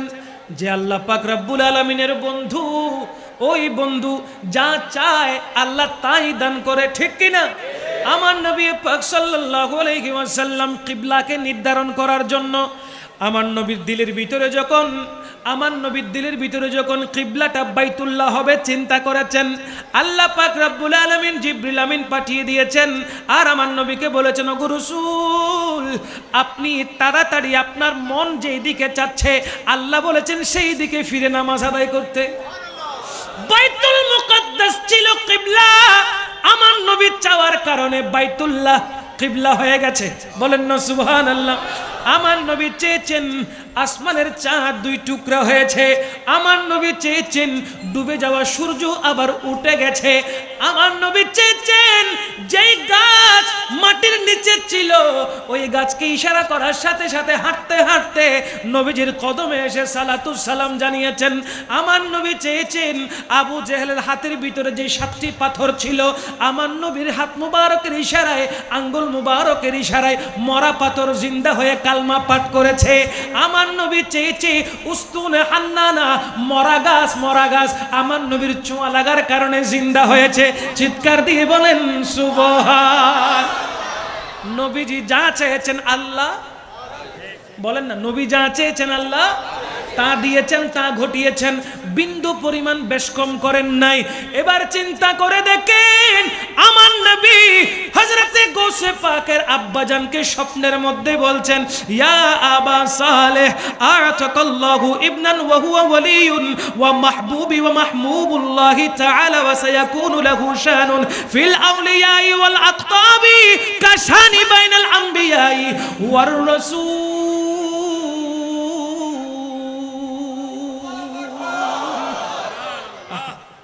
স্বপ্নের মাধ্যমে জানাচ্ছেন, হে আবু সালেহ, তোমার গর্ভের মধ্যে, তোমার উরুসের মধ্যে, তোমার নসল দিয়ে আমার সন্তান দুনিয়াতে আসবে। আব্দুল কাদের আমার সন্তান দুনিয়াতে আসবে, তিনি মাহবুবের মাহবুব, বলেন না সুবহানাল্লাহ। আমার নবী বলে, আম্বিয়া কিরামদের মধ্যে আমি রাসূলের যেমন মর্যাদা, আম্বিয়া কিরামদের মধ্যে আমি রাসূলের মর্যাদা যেমন, আল্লাহর ওলিদের মধ্যে, আল্লাহর বন্ধুদের মধ্যে আমার গৌসে পাক আব্দুল কাদেরের মর্যাদা থাকবে তেমন। গৌসে আজম দরমিয়ানে আউলিয়া চু মুহাম্মদ দরমিয়ানে আম্বিয়া আসসালাম মোহব্বতে আসসালাম বাদশাহ আউলিয়া। আল্লাহর ওলিদের কারামত হক, কারামতুল আউলিয়া এ হকুন। আল্লাহর ওলিদের কারামত কি বলেন না, কারামত কি? অনেকে অস্বীকার করতে চায় কি চায় না? নামাতে অনেকেই অস্বীকার করতে চায় কি না? আমার মোবাইল কই? অনেকেই আল্লাহর ওলিদের কারামতকে অস্বীকার করতে চায়। আর আল্লাহ পাক রব্বুল আলামিন আল্লাহর ওলিদের কারামতকে কেমন বলেছেন? আল্লাহ পাক রব্বুল ইজ্জত চাইলে নিজের ইচ্ছাতেই সবকিছু ঘটান, কিন্তু যখন কোনো ওলির মাধ্যমে কারামত প্রকাশ করতে চান, তখন আল্লাহ পাক রব্বুল আলামিন ওই ওলিকে কারামত দান করেন। তখন ওই ওলির হাত আল্লাহর কুদরতি হাত হয়ে যায়, তখন ওই ওলির জবান আল্লাহর কুদরতি জবান হয়ে যায়। ক্ষমতা কার? জুড়ে বলেন ক্ষমতা কার? সূরা বাকারার 260 নম্বর আয়াতে, লম্বা আয়াত, অনেক বড় আয়াতে মুবারকা, সেই আয়াতে মুবারকার মধ্যে যখন হযরতে ইব্রাহিম খলিলুল্লাহ আল্লাহকে প্রশ্ন করলেন যে বারে ইলাহি, আপনি মরা থেকে জিন্দা কেমনে করেন? তখন আল্লাহ জিজ্ঞেস করে, হে ইব্রাহিম, তুমি কি আমার উপর সন্দেহ করো? ইব্রাহিম খলিলুল্লাহ বললেন, বার ইলাহি, আপনার প্রতি সন্দেহ করার মতো দুঃসাহস আমার নেই, তবে কলিজার মধ্যে একটি প্রশ্ন হাবুডুবু খাচ্ছে, কেমনে করেন এটা জানার জন্য মনটা খুব অস্থির ব্যাকুল হয়ে আছে, যদি আপনি একটু যদি আমার দিকে সদয় দৃষ্টি দেন। তখন আল্লাহ পাক রব্বুল আলামিন হযরতে ইব্রাহিম খলিলুল্লাহকে বলছেন, ওগো ইব্রাহিম খলিলুল্লাহ, তুমি চারটি পাখিকে একদম জন্মলগ্ন থেকে লালন পালন করবে, ভালো করে তাদেরকে পোষ মানাবে, ভালো করে তুমি তাদেরকে সেবা শুশ্রূষা দিয়ে বড় করবে, বড় করার পরে ওই পাখিগুলোকে জবেহ করবে, জবেহ করে টুকরো টুকরো, একদম ছোট ছোট টুকরো টুকরো করে করে চারটি পাখিকে মিশ্রিত করে দিবে। কোন পাখির মাংস কোনটা সেটা যেন বোঝা না যায়, ভালো করে মিক্স করে ফেলবে, মিক্স করে চারটি পাহাড়ের মধ্যে চারটি পাখির মাংস রেখে আসবে।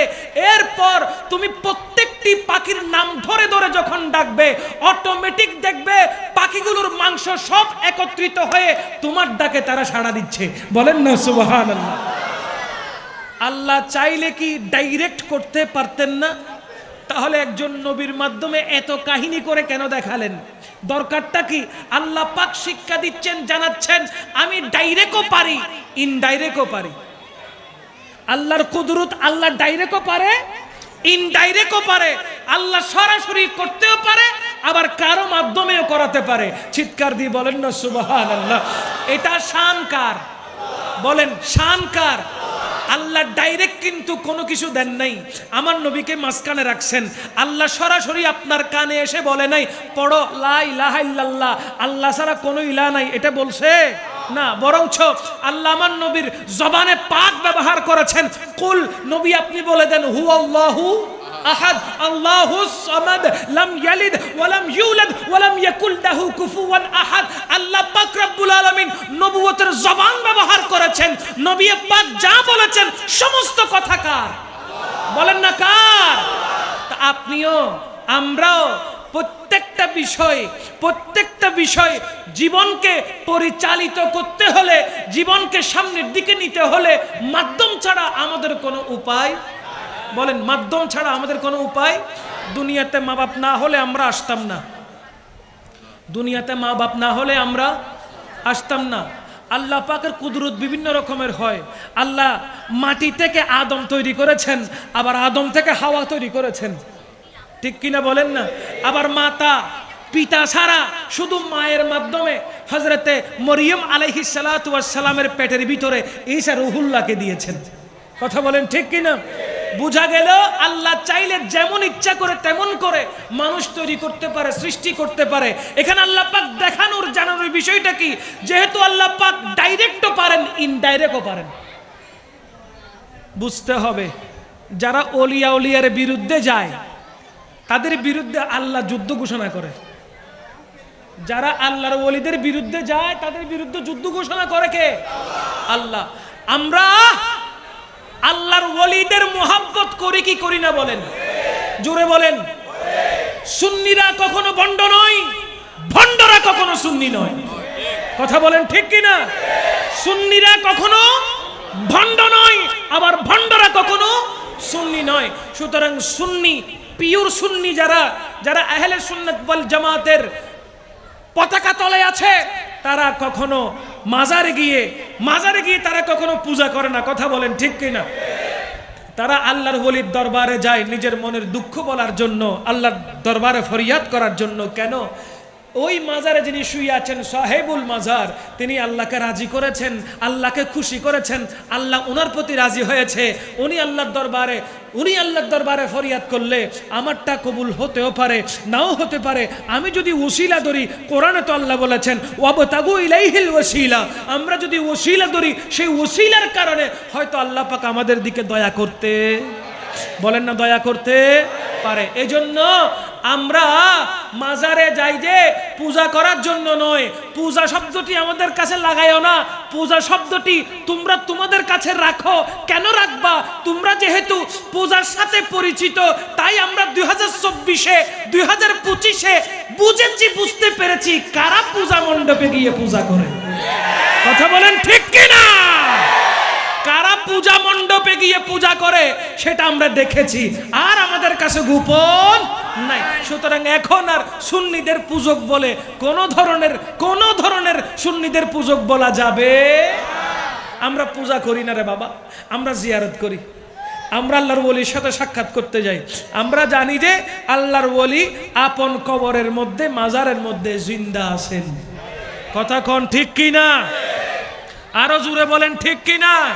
আমি যে আয়াতে মুবারকা পড়লাম সূরাতুশ শূরা 23 নম্বর আয়াতের, এই আয়াতের তাফসীর করতে গিয়ে তাফসীরে কাসীরের 27তম খণ্ডের 165 নম্বর পৃষ্ঠার মধ্যে এই হাদিসখানা নোট রয়েছে। ক্বালা রাসূলুল্লাহ সাল্লাল্লাহু আলাইহি ওয়াসাল্লাম মান মাতা আলা হুব্বি আলি মুহাম্মাদিন সাল্লাল্লাহু আলাইহি ওয়াসাল্লাম ইউজাফু ইলাল জান্নাতি কামা তাজুফুল উরুসি ইলা বাইতি যাওজিহা ওয়া ফুতিহা লাহু ফি কবরিহি বাবান ইলাল জান্নাতি ওয়া জাআলাল্লাহু কবরাহু মাযারা মালাইকাতি রাহমাতিন। চিৎকার দিয়ে বলেন সুবহানাল্লাহ। আমার নবী পাক সাল্লাল্লাহু আলাইহি ওয়াসাল্লাম ইরশাদ মুবারকা করেন, যে ব্যক্তির কলবে, অন্তরের মধ্যে আহলে বাইত রাসূলের মুহাব্বত থাকবে, ভালোবাসা থাকবে, প্রেম থাকবে, দুনিয়া থেকে যাওয়ার পরে তার কবরের মধ্যে আল্লাহ পাক ফেরেশতা নিয়োগ করে দেয়। তার কবরের মধ্যে আল্লাহ ফেরেশতা পাঠিয়ে দেয়। ফেরেশতার কাজ কি? বলে ফেরেশতার কাজ হলো জিয়ারত করা। কি করা? বলেন না কি করা? ফেরেশতাকে পাঠিয়ে দেন কে? আল্লাহ। আল্লাহ পাঠানোর পরে ফেরেশতারা জিয়ারত করতে থাকে। একদিন নয়, 2 দিন নয়, বছরের পর বছর জিয়ারত করতে থাকে। জিয়ারত করতে আল্লাহ পাক ওই কবরটাকে আর সাধারণ কবর রাখে না। ফেরেশতার জিয়ারতের মাধ্যমে ওই কবরটা মাজারে পরিণত হয়ে যায়। কবর কি হয়ে গেছে? হাদিসে পাক। কবর কি হয়েছে? জোরে বলেন, কবর কি হয়েছে? মাজারে পাক হয়েছে। আমরা ঈমান নিয়ে যেতে চাই না বেঈমান হয়ে যেতে চাই? যত বড় বদামলের মানুষ হোক না কেন, সে বলবে যাওয়ার বেলায় যেন ঈমানটা নসিব হয়। সে কখনো বেঈমান হয়ে মরতে চায় না, ঈমান নিয়ে মরতে চায়। আর আমার নবী বলছেন, ক্বালা রাসূলুল্লাহি সাল্লাল্লাহু আলাইহি ওয়াসাল্লাম, মান মাতা লিহুব্বি আলে মুহাম্মাদিন সাল্লাল্লাহু আলাইহি ওয়াসাল্লাম মাতা মুস্তাকবিলাল ঈমান। আমার নবী পাক সাল্লাল্লাহু আলাইহি ওয়াসাল্লাম বলছেন, যে ব্যক্তির কলবের মধ্যে আহলে বাইত রাসূলের ভালোবাসা মুহাব্বত থাকবে, সে দুনিয়া থেকে যাওয়ার সময় বেঈমান হয়ে নয়, ঈমানদার হয়ে দুনিয়া থেকে যাবে। তাহলে আহলে বাইত রাসূলকে ভালোবাসলে ঈমান নসিব হবে মরার কালে, ঠিক কি না? ঈমান নসিব হবে কোন কালে? মরার কালে ঈমান নসিব হবে। এবার চিন্তা করে দেখেন, আহলে বাইত রাসূলকে ভালোবাসলে আল্লাহ পাক কেমন পুরস্কার দান করেন। আমরা ভালোবাসতে চাই কি চাই না? ভালোবাসা আরো বাড়বে না কমবে? আহলে বাইত রাসূলের প্রতি ভালোবাসা বাড়বে না কমবে? একটু মোহাব্বতের সাথে বলেন তো দেখি। ভালোবাসি ভালোবাসি প্রিয় নবীকে, ভালোবাসি প্রিয় নবীকে, প্রিয় নবীকে, আল্লাহ রাসূলকে মোরা ভালোবাসি।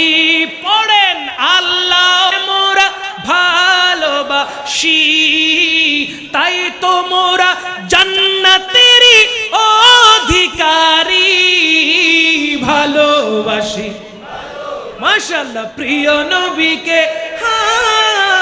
ভালোবাসি প্রিয় নবীকে, প্রিয় নবীকে। মওলা আলী ফাতেমাকে ভালোবাসি, ইমাম হাসান হুসাইনকেও ভালোবাসি, ভালোবাসি মাশাআল্লাহ প্রিয় নবীকে, ভালোবাসি ভালোবাসি প্রিয় নবীকে, প্রিয় নবীকে। আল্লাহ রাসূলকে মোরা ভালোবাসি, আল্লাহ রাসূলকে মোরা ভালোবাসি, তাই তো মোরা জান্নাতের অধিকারী। ভালোবাসি মাশাআল্লাহ প্রিয় নবীকে, ভালোবাসি ভালোবাসি প্রিয় নবীকে, প্রিয় নবীকে। আল্লাহুম্মা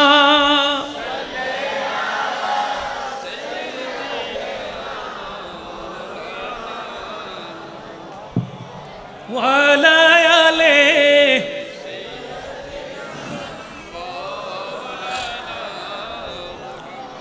গৌস পাক কেমন ছিলেন? তিনি আল্লাহর মকবুল ওলি ছিলেন, তিনি গৌস ছিলেন। তিনি যা বলতেন তা ঘটিয়ে দিতেন কে? বলেন না। শিশুবেলা থেকে গৌস পাকের কারামত শুরু হয়েছে। এমন কোন শিশু নাই যে দুনিয়াতে আসার সাথে সাথে রোজা রেখেছে? আছে? কোন শিশু নবজাতক সন্তান দুনিয়ায় আসার সাথে সাথে রোজা রাখার সুযোগ আছে? কিন্তু আমার গৌস পাক পহেলা রমজানুল মুবারকে জন্মগ্রহণ করেছেন, তশরিফ নিয়ে এসেছেন, তখন থেকে গৌস পাকের রোজা রাখা আরম্ভ হয়ে গেছে। 30 দিনের মধ্যে রোজা একটাও ভাঙ্গে নাই, বরঞ্চ কিতাবে আসছে গৌস পাকের হায়াতে জিন্দেগির মধ্যে সেই শিশুবেলা থেকে জন্মলগ্ন থেকে কোনোদিন রমজানুল মুবারকের রোজা ভাঙে নাই। জুড়ে বলেন না সুবহানাল্লাহ। গৌস পাক বড় পীর আব্দুল কাদের জিলানী রাদিয়াল্লাহু তাআলা সেই ছোটবেলা থেকে গৌস পাকের কারামত, যিনি পড়তে যাচ্ছিলেন বগদাদের জমিনের মধ্যে মাদ্রাসায়ে নিজামিতে, যাওয়ার পথে ডাকাত সর্দার 40-60 জন ডাকাত চতুর্দিক থেকে ঘিরে ফেলেছে। 60 জন ডাকাত চতুর্দিকে দিক থেকে ঘিরে গৌস পাকের গোটা কাফেলাকে লুটপাট করেছে। আর গৌস পাকের সত্য কথা শুনে ডাকাতগুলো ডাকাতি ছেড়ে দিয়ে গৌস পাকের কদমে এসে আবারও মুসলমান হয়ে তওবা করে আল্লাহর ওলি হয়ে গেছে। গৌস পাকের দরবারে চোর এসেছে চুরি করার জন্য, গৌস পাক তাকে ধরে আবদাল বানিয়ে দিয়েছে। জোরে বলবেন না সুবহানাল্লাহ। গৌস পাক রাস্তা দিয়ে হেঁটে যাচ্ছেন, সিদ্ধ করা মুরগির ডিম যখন দেখতে পেয়েছেন, গৌস পাক মনে মনে ধারণা করলেন এতগুলো ডিম যদি মুরগির ছানা হতো, আহা কতই না ভালো হতো। ওইটা বলে সামনের দিকে যেতে পারে নাই, সিদ্ধ করার ডিমগুলো মুরগির ছানাতে পরিণত হয়ে গেছে।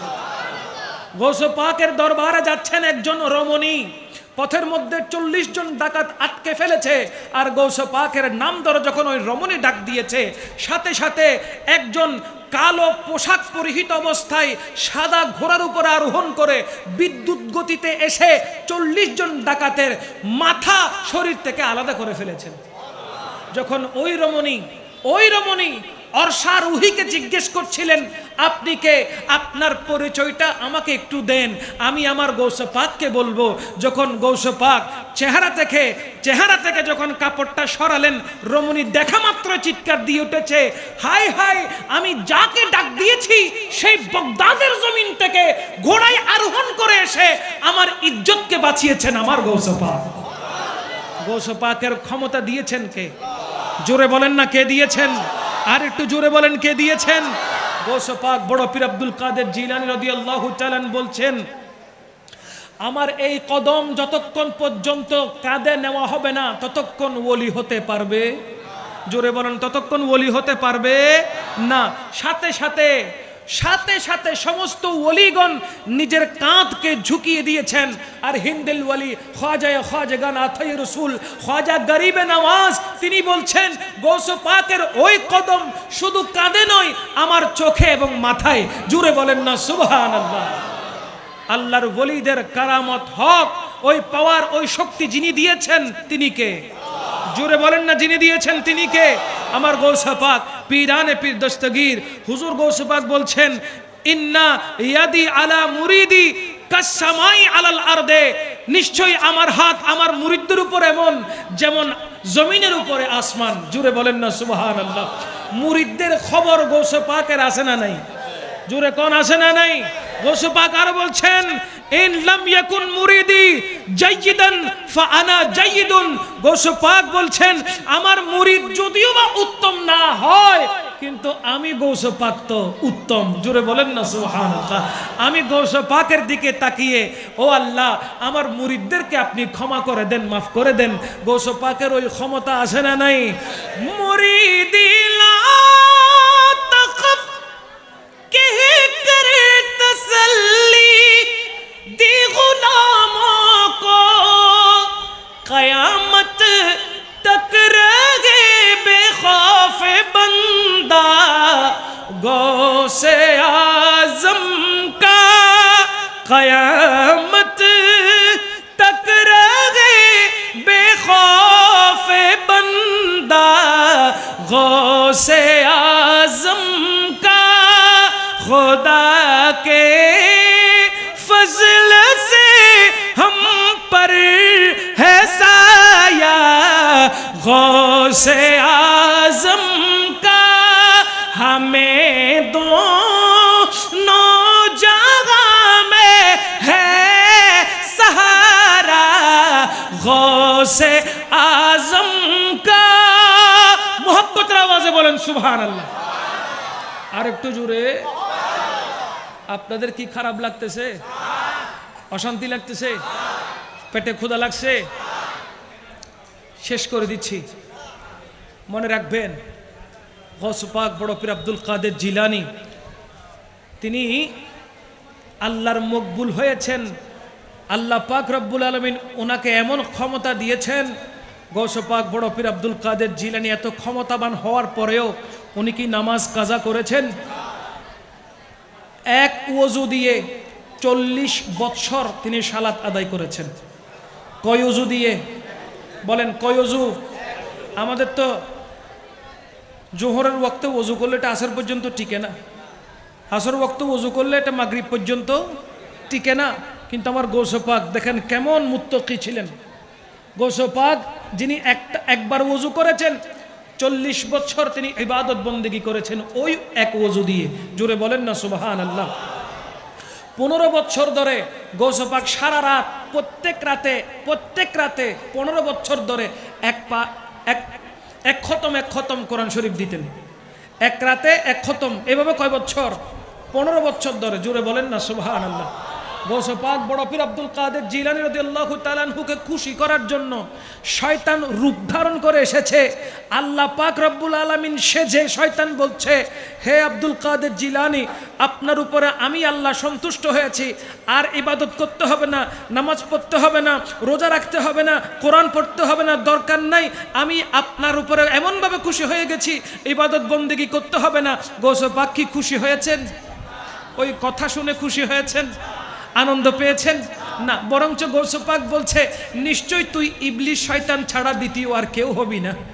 কারণ আল্লাহ ইবাদত পছন্দ করে, ইবাদত করতে বলে, চোখের পানি পছন্দ করে, চোখের পানি ছেড়ে দিয়ে আল্লাহর দরবারে ফরিয়াদ করতে বলে। তুই যখন ইবাদত কবুল করে বলছিস আর লাগবে না, তার মানে হচ্ছিস তুই ইবলিস শয়তান। গৌসে পাক ইস্তেগফার পরে এমন ভাবে তাকে ধাওয়া করেছেন, পালাই কুল করতে পারে নাই। জোরে বলেন না সুবহানাল্লাহ। গৌসে পাকের ক্ষমতা দিছে কে?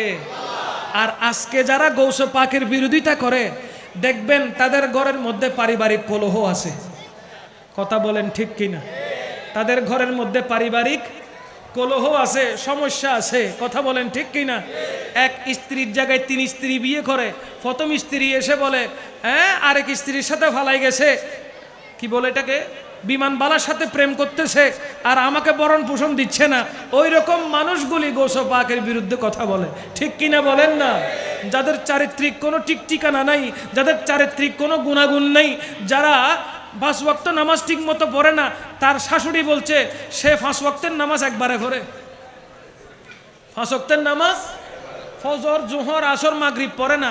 এশারের ওয়াক্ত আসার সাথে সাথে মোবাইলটা রেখে বাকি 4 ওয়াক্তর সাথে 5 ওয়াক্ত পরে কমপ্লিট করে আবার এই মোনাজাত নিয়ে বসে যায়। মোবাইলের চাইতে বড় মোনাজাত আর আছে? বলেন না, মোবাইলের চাইতে বড় মোনাজাত আর আছে? এসে নামাতে মোবাইল এটা কি মোনাজাত হয় না? মোবাইল এটা কি এই এনে মোনাজাত দিবে ধরে দে, এটা আর নামনি নেই। আর উজুরে যেতে একখানা লম্বা করে মোনাজাত হবে, মা উজুরে 2 মিনিটের জায়গায় 5 মিনিট করে ফেলি, ঠিক না? কিন্তু মোবাইল দিয়ে মোনাজাত দিবে ধরে, এবার ঘন্টার পর ঘন্টা ফার জেলি কই চার্জ শেষ জেলি কই চার্জ লই মতন আবার লাগাই দে, কিন্তু মোনাজাত শেষ নয়। জোর হন না, ঠিক না? মোবাইলের একটা মোনাজাত আছে না নাই? হাত ব্যথা করে তারপরও সারণি নেই, চার্জ শেষ হয়ে যায় তারপরও সারণি নাই, চোখ বন্ধ হয়ে যাচ্ছে ঘুমের কারণে তারপরও সারণি নাই। এই মোনাজাত আর শেষ হয় না, এত লম্বা মোনাজাত। কিন্তু হতিব সাহেব, ইমাম সাহেব মোনাজাত ধরলে 2-4-5 মিনিট হয়ে গেলে যুবক ভাইয়ের আস্তে আস্তে কাট মারে। কথা বলেন ঠিক কিনা? এই মোনাজাত ভালো লাগে না, মোবাইলের মোনাজাত ভালো লাগে। ঠিক কিনা বলেন না? আজকে থেকে মোবাইলের মোনাজাত চলবে না। চলবে? মোনাজাত চলবে মসজিদের, মোনাজাত চলবে মাহফিলের, মোনাজাত চলবে দোয়ার। ঠিক কিনা বলেন? আল্লাহ পাক রব্বুল আলামিন আমাদেরকে বেশি বেশি আল্লাহর ওলিদের ধারস্থ হয়ে ঈমানকে হেফাজত করার তৌফিক দান করুক। মনে রাখবেন, গৌসে পাকের বিরোধিতা তারাই করে, বড় পীর আব্দুল কাদের জিলানী রাদিয়াল্লাহু তাআলা আনহুর বিরোধিতা তারাই করে যাদের নামাজের ঠিক নাই, যাদের রোজার ঠিক নাই, যাদের চরিত্রের মধ্যে গন্ডগোল আছে। শুধুমাত্র তারাই গৌসে পাকের শান বেয়াদবি করে। ঠিক কিনা বলেন? বলেন না ঠিক কিনা? গৌসে পাক নামাজ কাজা করছে? কখনো মিথ্যা বলছে? কখনো রোজা কাজা করছে? না, কখনো না। গৌসে পাক মুত্তাকি ছিলেন, এমন মুত্তাকি গৌসে পাকের উপরে আল্লাহ খুশি হয়েছেন, গৌসে পাকের উপরে রাসূলুল্লাহ খুশি হয়েছেন। এজন্য আমরা সেই গৌসে পাকের তাজকিরা করি যার উপর আল্লাহও রাজি, যার উপর রাসূলও রাজি। আমরা উনার তাজকিরা করে, উনাকে খুশি করে আল্লাহ এবং রাসূলের রেজামন্দি আমরা হাসিল করতে চাই। ঠিক কিনা বলেন না? ঠিক কিনা? অনেকেই বলে বড় পীর আব্দুল কাদের জিলানীকে গৌসুল আজম বলা যাবে না। আমি বলবো কেন বলা যাবে না? বলে গৌসুল আজম তো শুধু আল্লাহর শান, কেউ যদি বড় পীর আব্দুল কাদের জিলানীকে গৌসুল আজম বলে তাহলে এটা শিরিক হবে। আমি বলবো তুমি আগে শিরিক বন্ধ করো, তারপর অন্য কথা বলি। গৌসুল আজম, গৌসে পাককে গৌসুল আজম বললে শিরিক হবে না? মাতেই তারা শিরিক হইব না। মনে রাখবেন, প্রত্যেক শরিক শিরিক নয়, প্রত্যেক শরিক শিরিক নয়। এমন যদি হয় তাহলে প্রথম শিরিক আমার রসুল, নাউজুবিল্লাহ, আমার রসুল সিদ্দিক আকবরকে নিয়ে করেছেন প্রথম শিরিক। কেমন? সিদ্দিকে আকবর হযরত আবু বকর সিদ্দিক রাদিয়াল্লাহু তাআলা আনহুর কুনিয়ত, ঠিক কিনা, উপনাম রেখেছেন কে? আমার নবী রাহমাতুল লিল আলামিন। এবার আপনারা বলেন তো বড় সত্যবাদী কে? বলেন না। বড় সত্যবাদী কে? বড় সত্যবাদী কে? আল্লাহ। তাহলে সিদ্দিক আকবরকে, আবু বকর সিদ্দিক রাদিয়াল্লাহু তাআলা আনহুকে যে সিদ্দিক আকবর বলছেন, তাহলে এখানে শিরিকের ফতোয়া দিতে পারবেন না? প্রশ্ন থেকে যায়, প্রশ্ন থেকে যায়। হযরত আবু বকর রাদিয়াল্লাহু তাআলা আনহুকে সিদ্দিক আকবর বানিয়েছেন আমার নবী। তাহলে বড় সত্যবাদী আল্লাহ হলে তো সিদ্দিক আকবর কি? বুঝার ক্ষমতা থাকতে হবে, ঠিক কিনা? তাই উদাহরণ দিতে গেলে এভাবে অনেক উদাহরণ দিতে পারবো। এক কথাই বুঝে নিবেন, সব শরিক শিরিক নয়, সব শরিক শিরিক নয়। বুঝতে হবে, আর বুঝার জন্য জ্ঞান লাগবে। কোন জ্ঞান? কোরআন এবং রসুল সাল্লাল্লাহু আলাইহি ওয়াসাল্লামের মুহাব্বতের জ্ঞান। যে জ্ঞানে মুহাব্বত নাই, সেই জ্ঞানে রসুল চিনা দায়, ঠিক কিনা? রসুলকে চিনতে হলে, কোরআনকে বুঝতে হলে, হাদিসে মুবারকাকে বুঝতে হলে দয়াল নবীর প্রেম থাকা পূর্ব শর্ত। নবীর প্রেম না থাকলে হাদিস বোঝা আসবে না, কোরআনও বোঝা আসবে না। যেমন ইচ্ছা তেমনই অনুবাদ করতে থাকবেন, পথভ্রষ্ট হয়ে যাবে। আল্লাহ পাক রব্বুল আলামিন আমাদের প্রত্যেককে আল্লাহ এবং রসুল সাল্লাল্লাহু আলাইহি ওয়াসাল্লামকে চেনার মতো চিনে, গৌসে পাককে চেনার মতো চিনে আমাদেরকে দুনিয়াদারি করার তৌফিক দান করুক।